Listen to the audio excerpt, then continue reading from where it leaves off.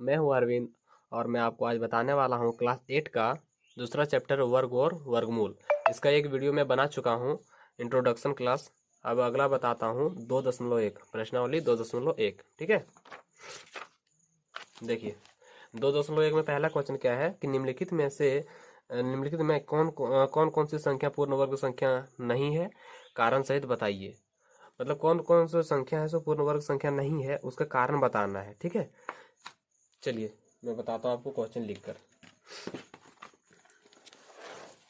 देखिए पहला क्वेश्चन, इसमें देखिए क्या ये पूर्ण वर्ग संख्या है, तो इसका मैं इंट्रोडक्शन क्लास में बता चुका हूँ कि जिसके इकाई अंक में दो तीन या फिर 7 या 8 रहेगा, वह पूर्ण वर्ग संख्या कभी नहीं हो सकता है। ठीक है, तो इसके इकाई अंक में कितना है, 7 है, तो यह पूर्ण वर्ग संख्या नहीं होगा। ठीक है, तो क्या लिखेंगे इसका कारण, इस संख्या के अंत यानी कि इकाई अंक में, ठीक है, अंत में 7 है, इसलिए यह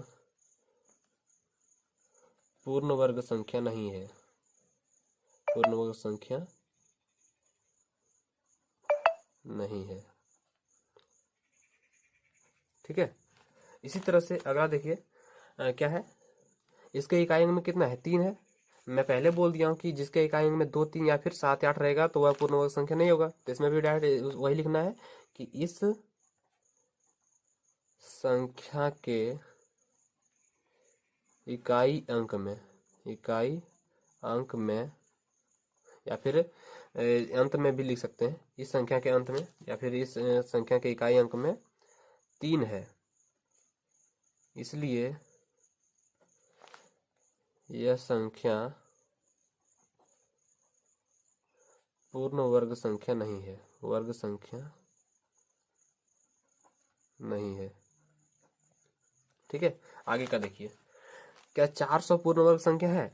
हाँ, ये पूर्ण वर्ग संख्या है। कैसे, देखिए इसमें लास्ट में एक शून्यों की संख्या सम है, लास्ट में शून्यों की संख्या सम है, और इसको छोड़कर, इसको दो जब जीरो छोड़ देंगे, उसके बाद जो संख्या बच रहा है ये भी एक पूर्ण वर्ग संख्या है। 2 का स्क्वायर 4 होता है ना, तो ये भी पूर्ण वर्ग संख्या है, इसलिए क्या है, ये पूरा संख्या क्या हो जाएगा, पूर्ण वर्ग संख्या हो जाएगा। तो इसमें लिखेंगे कारण, इसमें अंत में शून्यों की संख्या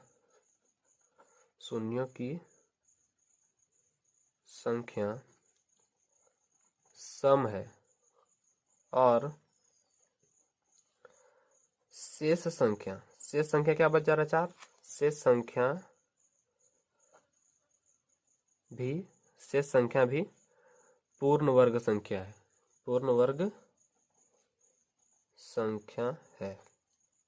ठीक है, अगला देखिए, क्या ये पूर्ण वर्ग संख्या है, 1400। तो इसमें देखिए शून्यों की संख्या कितना है, 2 है, यानी कि सम है, लेकिन उसके बाद जो संख्या बच रहा है, क्या ये पूर्ण वर्ग संख्या है, नहीं, ये पूर्ण वर्ग संख्या नहीं है। तो इसमें ये पूरा संख्या हो जाएगा, पूर्ण वर्ग संख्या नहीं होगा। ठीक है, कैसे नहीं होगा, देखिए मैं लिख रहा हूं, इसमें शून्यों को छोड़कर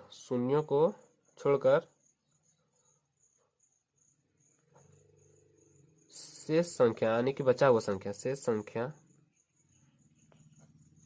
संख्या पूर्ण वर्ग संख्या नहीं है, पूर्ण वर्ग संख्या नहीं है। ठीक है, यही कारण हो जाएगा। अगला देखिए, क्या 16,000 पूर्ण वर्ग संख्या है। अगर 1600 होता तो पूर्ण वर्ग संख्या हो जाता, लेकिन ये पूर्ण वर्ग संख्या नहीं है। क्यों नहीं है, देखिए इसमें शून्यों की संख्या कितना है, 3 है, जो कि असम है, सॉरी विषम है। शून्यों की संख्या कितना है, विषम है, तो इसको लिखेंगे, इसमें शून्यों की संख्या विषम है, इसमें शून्यों की संख्या विषम है। ठीक है, अगला देखिए, 8100, क्या ये पूर्ण वर्ग संख्या है। हाँ, ये पूर्ण वर्ग संख्या है, आप लोग को अभी भी पता चल जा रहा होगा। देखिए शून्य की संख्या सम है, उसके बाद जो शेष संख्या बच रहा है, ये क्या पूर्ण वर्ग संख्या है। हाँ है, 9 का वर्ग 81 होता है ना। देखिए तो क्या लिखेंगे, इसमें शून्यों की संख्या सम है, इसमें शून्यों की संख्या सम है और बचा संख्या या फिर शेष संख्या, ठीक है ना, बचा संख्या भी पूर्ण वर्ग संख्या है। ठीक है, अगला क्या है मेरा, देखिए इसमें देखिए इकाई अंक में कितना है, 8 है। तो आपको पहले भी पता है कि जिसके इकाई अंक में 8, 2, 3 या फिर 7 या 8 रहेगा तो वह पूर्ण वर्ग संख्या कभी नहीं होगा। तो क्या लिखेंगे, इसके इकाई अंक में 8 है, इसके इकाई अंक में शून्यों की संख्या 8 है। सॉरी, इकाई अंक में सॉरी गलत लिख दिया ना, इसके इकाई अंक में 8 है, इकाई अंक में 8 है, इसलिए यह पूर्ण वर्ग संख्या नहीं है, पूर्ण वर्ग संख्या नहीं है। अगला देखिए, देखिए क्या ये पूर्ण वर्ग संख्या है, ये नहीं है। क्यों नहीं है, देखिए इसमें इकाई अंक में कितना है, 0 है, और जो कि शून्यों की संख्या कितना रहना चाहिए, सम होना चाहिए, लास्ट में शून्यों की संख्या सम होना चाहिए। इसमें क्या है, सम है क्या, नहीं है। तो क्या लिखेंगे, इसमें शून्यों की संख्या सम नहीं है, इसके अंत में शून्यों की संख्या सम नहीं है, सम नहीं है। ठीक है, आगे का देखिए क्वेश्चन। अब देखिए आगे का दूसरा क्वेश्चन।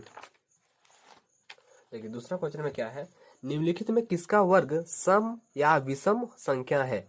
किसका वर्ग मतलब बोल रहा है कि किसका वर्ग सम है या फिर विषम है। तो सम या विषम, देखिए सम संख्या का अगर वर्ग होगा तो सम संख्या रहेगा, और अगर विषम संख्या का वर्ग होगा तो विषम संख्या रहेगा। ठीक है ना। तो देखिए इसमें लास्ट में क्या है, 1 है।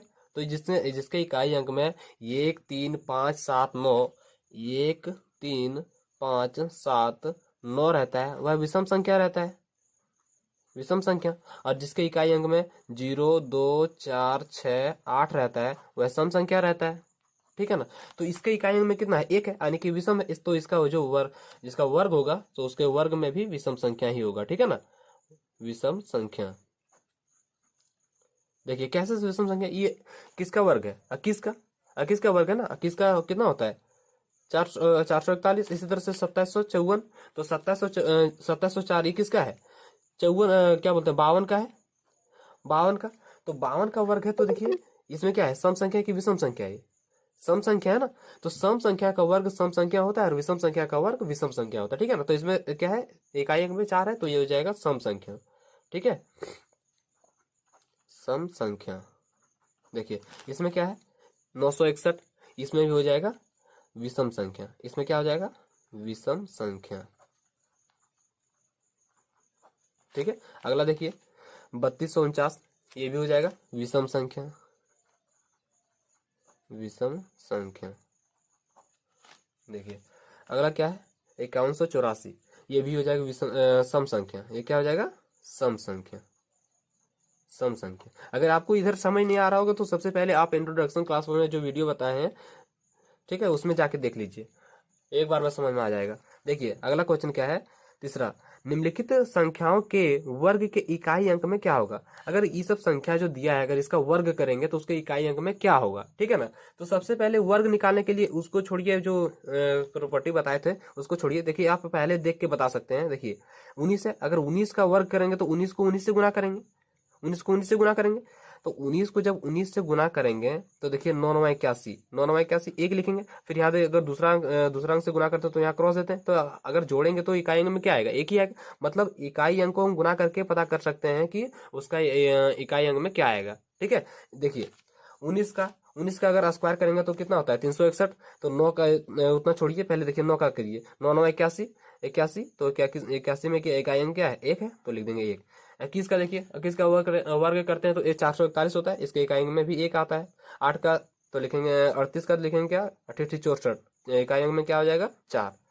6, अगला देखिए 36 का, जैसे 6 6 36, 36 का 6 हो जाएगा। 2 दूनी 4, एक आएंगे में 4 ही आ जाएगा। 3 तिया 9, एक आएंगे में 9 आ जाएगा।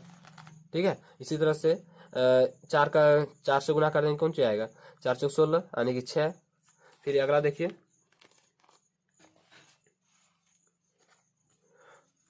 इसमें 5 पचा 25 यानी कि 5 आ जाएगा। आगे का देखिए, इसमें 1237, 1237 सात सती 21, सॉरी 7 सती 49, 49 का 9 है ना, तो 9 आ जाएगा इकाई अंक में।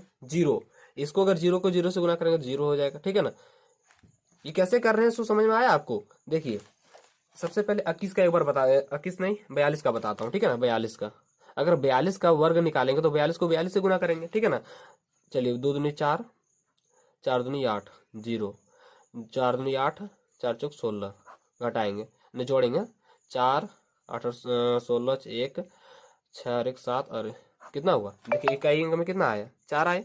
बस इसी तरह से सेम सब में होता है। ठीक है ना, अगला क्वेश्चन है क्या, निम्नलिखित, अच्छा देख लिख के बताता हूँ। ठीक है, इस क्वेश्चन में क्या बोला है हमको, निम्नलिखित संख्याओं के वर्ग, निम्नलिखित संख्याओं के वर्ग में शून्यों की संख्या कितना होगा। ये अगर इसका वर्ग करेंगे तो शून्यों की संख्या कितना होगा, उसको हमको जांच करके बताना है। ठीक है ना, तो देखिए इंट्रोडक्शन में बताया है, लेकिन चलिए फिर से अभी यहाँ बता दे रहे हैं। जीरो जितना रहेगा, जितना जीरो रहेगा उसका डबल हो जाएगा। ठीक है ना, अगर इसका स्क्वायर करेंगे तो उसका डबल हो जाएगा। तो जीरो का स्क्वायर मतलब इसमें एक जीरो है, तो इसका अगर पूछेंगे तो उसका वर्ग में कितना जीरो रहेगा, तो इसका डबल कितना हो जाएगा, 2 जीरो हो जाएगा। ठीक है ना, देखिए 20 का स्क्वायर भी होता है कितना, 400 होता है ना, तो इसमें जीरो की संख्या कितना है, 4 है, इसका डबल हो जाएगा। जैसे मान लिया जाए कितना यहाँ पर 400, तो 400 में जीरो की संख्या कितना हो जाएगा, अगर इसका वर्ग करेंगे तो हो जाएगा इसमें 4। क्यों 4 हो जाएगा कि 2 जीरो है, तो 2 जीरो का फिर डबल कितना हो जाएगा, 4 को जीरो। इसी तरह से तीसरा क्वेश्चन क्या है, 1000, 1000 में कितने जीरो है, 3 जीरो, अगर इसका वर्ग करेंगे तो इसमें मतलब 6 को जीरो आ जाएगा। ठीक है ना, इसमें देखिए अगला क्वेश्चन में क्या है, इसमें जीरो की संख्या कुछ नहीं है, मतलब जीरो है ही नहीं इसमें, तो अगर इसका वर्ग करेंगे तो इसमें जीरो आएगा ही नहीं। ठीक है ना, तो जीरो की संख्या कितना हो जाएगा, जीरो हो जाएगा। ठीक है, चलिए